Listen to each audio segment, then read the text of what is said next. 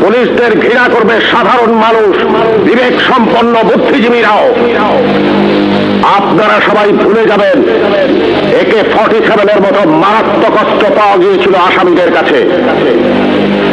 যদি জনগণের কাছে ধরা পড়ে ওই আসামিরা গণপিটুনিতে মারা যেত, আপনারাই বলতেন ভালো হয়েছে, পুলিশের কাছে গেলে ছাড়া পেয়ে যেত। একটা কথা মনে রাখবেন, পুলিশ কখনো আসামি ছাড়ে না। আসামি ছাড়ার অধিকার শুধুমাত্র বিচার বিভাগের। বলুন তো, AK-47 মতো রাইফেল কেন এদেশে আসবে, যা শুধু যুদ্ধক্ষেত্রে ব্যবহৃত হবে? কেন AK-47 বাংলাদেশে আসছে? কিসের আলামত? 9 শুটার বন্দুক কেন টিসিবির মাধ্যমে হাজার হাজার বন্দুক সাধারণ মানুষের হাতে তুলে দেওয়া হচ্ছে?